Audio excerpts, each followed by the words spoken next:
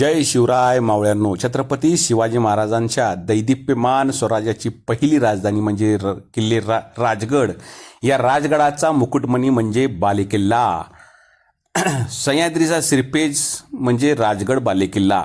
सह्याद्रीच्या उत्तुंग रांगामध्ये जिथे ढगमाता टेकवायला येतात आणि वारा जिथं नतमस्तक होतो तिथे उभा आहे शिवछत्रपतींचा स्वराज्याच्या दैदिप्यमान साक्षीदार म्हणजे राजगड. आणि या गडाच्या शिखरावर आबाळाला भिडणारा जो अभेद्य बुरुज दिसतो तो म्हणजे स्वराज्याचा हुंकार बालेकिल्ला. बालेकिल्ल्याची निर्मिती आणि प्रयोजन करण्याचं छत्रपती शिवाजी महाराजांचं नेमकं कार्य म्हणजे बालेकिल्ला म्हणजे केवळ दगडधोंड्यांची भिंत नव्हे, शत्रूच्या काळजात धडकी भरवणारा हा स्वराज्याचा अतिसुरक्षित केंद्रबिंदू होता. जेव्हा संपूर्ण गड संकटात सापडेल तेव्हा शेवटच्या श्वासापर्यंत झुंज देण्यासाठी आणि स्वराज्याची अस्मिता जपण्यासाठी या अत्युच्च दुर्गभागाची निर्मिती करण्यात आली. महादेवाच्या पिंडीवर जसा नाग फणा काढून रक्षण करतो तसा हा बालेकिल्ला संपूर्ण राजगडाचे रक्षण करत 400 वर्षापासून आज तागायत उभा आहे. म्हणून राजा आपला भारी देव मराठ्यांच्या घरी. जसा महाभारत संगरी किसन देव झाला. आणि म्हणून सांगतो, अरे दुश्मन असू दे गनिम असू दे किती बी हुशार, शिवरायांच्या बुद्धियुक्तीचा लागना पार. शिवरायांच्या बुद्धियुक्तीचा लागना पार. शिवरायांच्या बुद्धियुक्तीचा लागना पार. एक बाप म्हणजे काय त्याचं उत्तम उदाहरण आपल्याला बघायला मिळतं.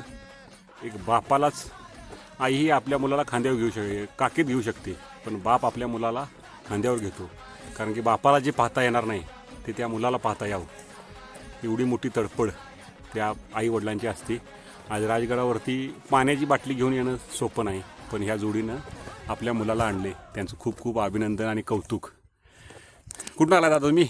आम्ही पुण्यावरून आले. होय, बघा पूर्णपणे त्या बाळाला त्यांनी खांद्यावरून आणले आणि एवढा प्रवास त्यांनी केला आहे.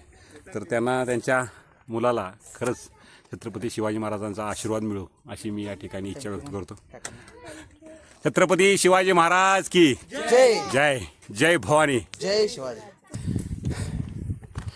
हे पाहू शकता तुम्ही बालेकिल्ल्यावर असणारं तळ.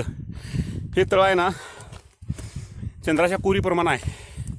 हे बघा अशी तिची कर्व आहे म्हणजे कोर, म्हणून याला चंद्रतळ म्हटलं जातं. ह्याचं पाणी पण 12 महिने असतं. तर या बालेकिल्ल्यावर महाराजांची सदर असायची, जिथून पूर्ण अखंड महाराष्ट्राचं काम चालायचं ती सदर इथं होती.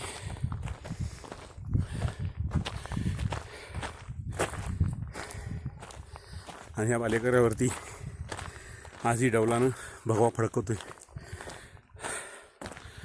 आणि हा भगवा डौलानं फडकण्यापाठीमागं आताचे आपले तरुण आणि आपण सर्व आहात.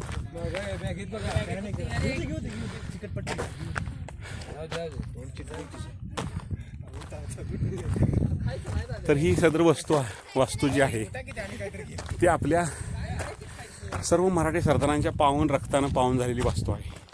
आणि ही वास्तू जपण्याचं काम आम्हा सर्व तरुण मुलांचं आहे.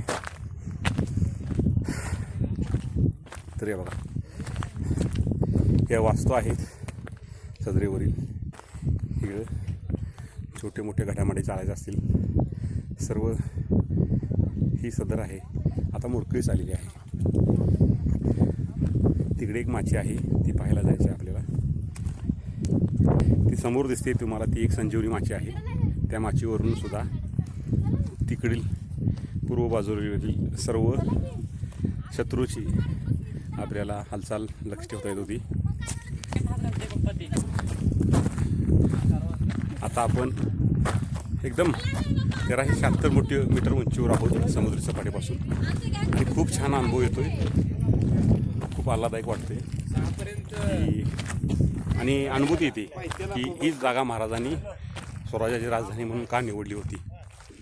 इथून तोरणा पण फार जवळ आहे, पाहता येतो आपल्याला तो, पण तो तिकडं त्या संजीवनी माचीवर गेल्यावरती दिसेल. तुम्ही पाहू शकता. खूप छान पद्धतीचा हा राजगड किल्ला आहे. आणि जे म्हणतात ते काही खोटं नाही. गडांचा राजा आणि राजांचा गड म्हणजेच राजगड, तो का ते आता मलाही कळालं. आणि मला असं वाटतं की माझ्या माध्यमातून मला जेवढं राजगडबद्दल समजलं आहे ते मी तुम्हाला सर्व सांगण्याचा प्रयत्न केलेला आहे.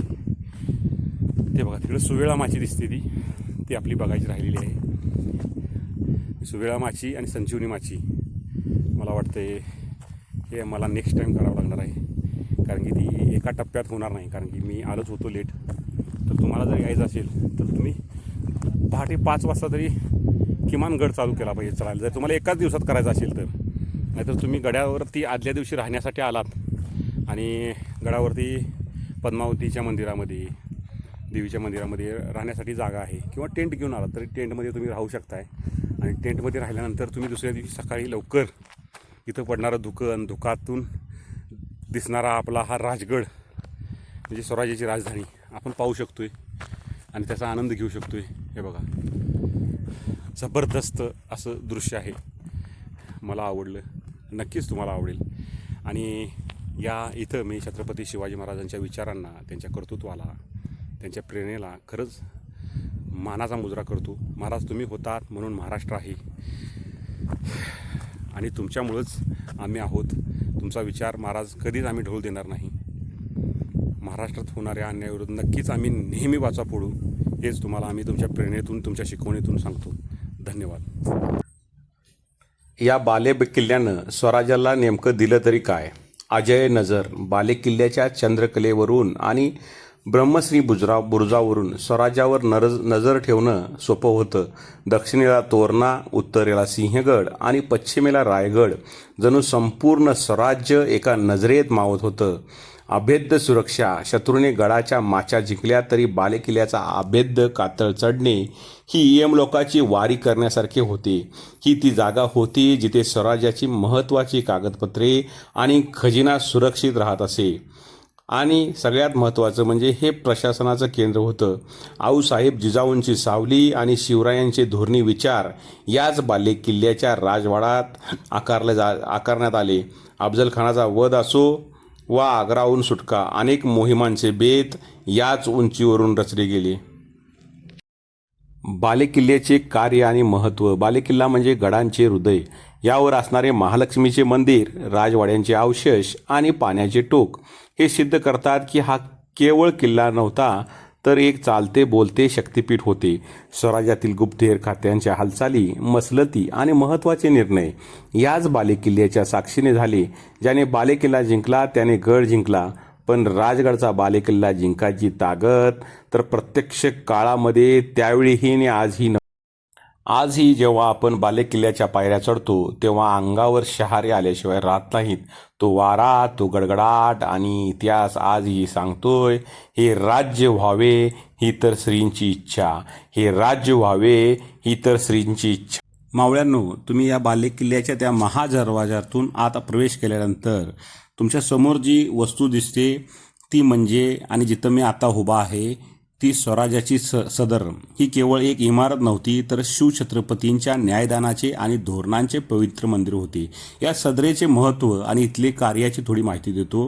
न्यायदानाचे पवित्र स्थान म्हणजे रयतेवर होणाऱ्या अन्यायांचा निवाडा याच सदरेवर बसून महाराज करत असत. गुन्हेगार कितीही मोठा असो त्याला शिवशाहीत माफी नसायची. हा न्याय याच सदरेवरून दिला गेला. गुप्त मसलितींचे केंद्र. स्वराज्यावर जेव्हा जेव्हा संकटांचे ढग जमा झाले, मग तो अफजलखानाचा वेढा असो वा मिर्झा राजा जयसिंगाचे आक्रमण, स्वराज्याचा बचाव कसा करायचा याचा बेत येथेच याच सदरेवर शिरला. हे प्रशासनाचे मुख्य कार्यालय होते. अष्टप्रधान मंडळांच्या बैठका, मोहिमेंचे नियोजन आणि स्वराज्यातील सदरांना दिल्या जाणाऱ्या आज्ञापत्रे या सदरेवर लिहिल्या जात. इथल्या खांबांनी छत्रपतींच्या खर्जातील आवाजातील गर्जना अनुभवली आहे. आज जरी या सदरेचे केवळ चौतरे असले तरी त्या अवशेषांच्याकडून बघून जाणवते की एकेकाळी इथे मशालींच्या प्रकाशात स्वराज्याचे भवितव्य घडले जात होते. समोर असलेल्या महालक्ष्मीच्या आशीर्वादाने आणि सदरेवरील महाराजाच्या उपस्थितीने हा परिसर नेहमी चैतन्याला भरलेला असायचा. मित्रांनो, राजगडा आणि बालेकिल्ला आणि त्याची सदर म्हणजे आपल्या पूर्वजांच्या पराक्रमाची शिस्तीची जिवंत गाथा आहे. जेव्हा तुम्ही या सदरेवर पाय ठेवता तेव्हा एक क्षण शांत उभे राहा. तुम्हालाही आज ही वाऱ्याच्या झुळकीसोबत प्रौढ प्रताप पुरंदर क्षत्रिय कुलावंतंश सिंहासनाधीश्वर महाराजाधिराज छत्रपती शिवाजी महाराज की जय हा जयघोष ऐकू येईल. लोक म्हणतात इतिहास पुस्तकात वाचायचा असतो, पण आम्ही म्हणतो इतिहास डोळ्यात साठवायचा असतो आणि रक्तामध्ये खेळवायचा असतो. ज्या काळात आबाळ फाटलं होतं, धरती भेगाळी होती आणि रयतेच्या अब्रूची लखतर वेशीव टांगली जात होती, अशा अंधाऱ्या रात्रीत सह्याद्रीच्या कुशीतून एक तेज तळपलं. तो प्रकाश म्हणजे आमचा राजा. महाराज म्हणजे केवळ एक राजा नव्हते, तर या मातीचं काळीज होते, ज्यांनी स्वतःच्या सुखापेक्षा या रयतेच्या घासाचा विचार केला, ज्यांनी तलवारीच्या पात्यावर स्वराज्याचं स्वप्न पाहिलं आणि ते स्वप्न सत्यात उतरवलं. आज गडाच्या काळजा कान लावून ऐकलं ना, तरीही आजही त्या दगडामधून राजे असा आवाज येतो. या बालेकिल्ल्याच्या पायऱ्या चढताना पायऱ्याला लागलेली माती सांगते की अरे जपून चाल, इथं माझ्या राजाच्या पायाचा स्पर्श झालाय. मृत्यूलाही ज्याच्या पराक्रमाची भीती वाटली अशा माझ्या राजासाठी एकच शब्द पुरतो, तो म्हणजे छत्रपती छत्रपती छत्रपती. नभालाही ज्याच्या पुढं वाकावं लागतं असा हा जाणता राजा आज ही प्रत्येक मराठी मनाच्या श्वासात जिवंत आहे. जोपर्यंत सूर्य आणि चंद्र या आकाशात आहेत तोपर्यंत ह्या मातीचा प्रत्येक कण ओरडून सांगेल, शिवबा तुम्हीच आमचे श्वास, तुम्हीच आमचा ध्यास. छत्रपती छत्रपती छत्रपती. आमच्या वाघिणीनं राजगड सर केलाय, न थांबता न डगमगता दगडधोंड्यातून दरीखोऱ्यातून आमची ही वाघीण जिजाऊ पाटील हिनं तिचा पहिलाच ट्रॅकिंग म्हणजे राजगड हा चांगल्या यशस्वीरित्या पार केलेला आहे. ती एकटी वर चढली आणि एकटी उतरली. उतरत असताना बऱ्याच महिला पाय घसरत होत्या, पण जिजाऊ मासाहेब आमच्या एकदाही घसरल्या नाहीत ना धडकडल्या नाहीत. त्या चालताना इकडं तिकडं त्यांचा थोडाफार पाय घसरायचा, पण ते थकल्या नाहीत, डगमगल्या नाहीत. एक एक टप्पे पार पळत गेले. त्यांनी आज या राजगडावरती पालीचा दरवाजा, त्यानंतर पद्मावती माची, त्यानंतर चंद्रपूर तळं, त्याचबरोबर चोर दरवाजा आणि सुबेळा माची अशा पद्धतीच्या भरपूर राजगडावरती भ्रमंती केलेली आहे. आणि या भ्रमंती केल्यानंतर तुम्हाला कसं वाटतंय? छान, खूप छान. तुमची इच्छा आहे का परत ट्रॅकिंग करायची? हां, कॅमेऱ्यात बघून बोला तुम्ही. हां, एकदम जरा उत्साह, जरा उड्या मारून दाखवा तुम्ही. या बघा, हा जोश, हा उत्साह अजून आहे. आणि हा एवढा मोठा राजगड तुम्ही पाहताय, हा आमच्या जिजाऊनं पूर्ण केलेला आहे. त्याचबरोबर आमचे संकेत आणि त्याची मिसेस पूर्णपणे संकेतलं, पण त्याच्या बाळाला घेऊन हा राजगड पूर्ण केला आहे. आमची बायको थोडी दमली, थकली, पण पूर्ण केला. अशा पद्धतीनं हे आज आमचं जे बऱ्याच दिवसापासूनचं होतं राजगडचं ट्रॅकिंग ते पूर्ण झालेलं आहे. पुन्हा नक्कीच दुसऱ्या गडाची माहिती घेऊन आम्ही येऊ. धन्यवाद.